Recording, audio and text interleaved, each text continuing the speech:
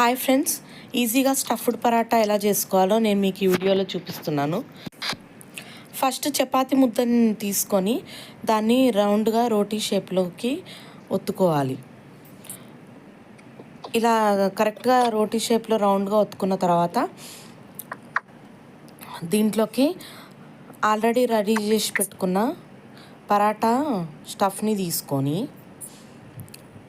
దీంట్లో ముందుగా ఆయిల్ కూడా మంచిగా అంటించుకోవాలి. ఎందుకంటే పరాటా పిండి వచ్చేసి గట్టిగా అతుక్కోకుండా ఆయిల్ వేసిన తర్వాత పరాటా ముద్దను అందులో వేసేసుకొని ఈక్వల్గా రాసుకోవాలి మొత్తం రోటీకి. సో చూడండి, ఇలా సమానంగా మొత్తంగా రౌండ్గా రాసుకున్న తర్వాత దీన్ని మిడిల్లో కట్ చేసుకోవాలి డౌన్లో.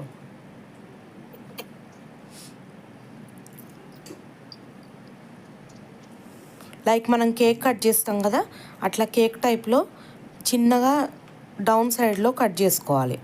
చూడండి, నేను ఇప్పుడు కట్ చేస్తాను, మీరు ఇంకా అలా కట్ చేసుకోవాలి. చేసుకున్న తర్వాత దీన్ని ఒక కోన్ షేప్లోకి రౌండ్గా మడత పెట్టుకోవాలి.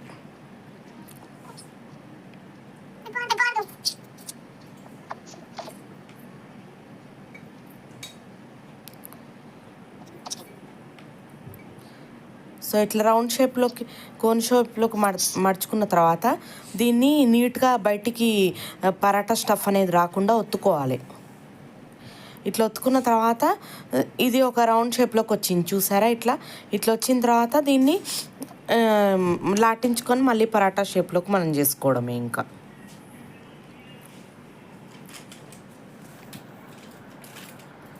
చూడండి, నేను కొద్దిగా పిండి యాడ్ చేశాను.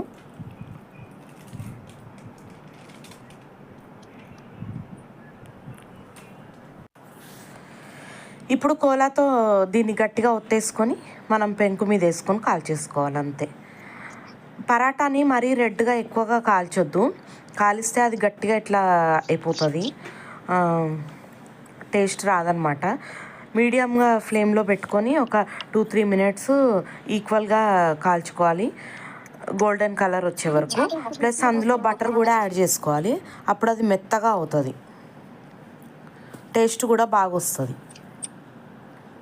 కొందరు ఏం చేస్తారంటే బాగా మాడబెట్టి బ్లాక్గా చేస్తారు, దానివల్ల అది ఏమవుతుందంటే గట్టిగా తందూరి రోటీలాగా అయిపోయి గొంతులోంచి దిగదనమాట. ప్లస్ ఒక 2 తినేసరికి చాలా ఎక్కువ అయిపోతుంది. అట్లా కాకుండా ఇట్లా సాఫ్ట్గా పరాటా చేసుకుంటే చిన్నపిల్లలకు పెడితే బాగా తింటారు. ఒక 2-3 వరకు కూడా అయిపోతాయి ఈజీగా. చూడండి, నేను ఇప్పుడు లో ఫ్లేమ్లో పెట్టి ఈ పరాటాను కాలుస్తున్నా.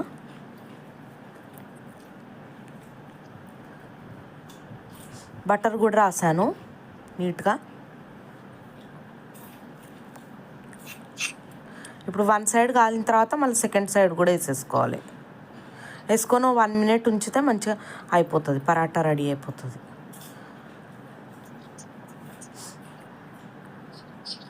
అప్పుడు దాన్ని మనం హాట్ ప్యాక్లో వేసుకొని ఇంకా ఎప్పుడు సర్వ్ చేసుకోవాలంటే అప్పుడు చేసుకోవచ్చు.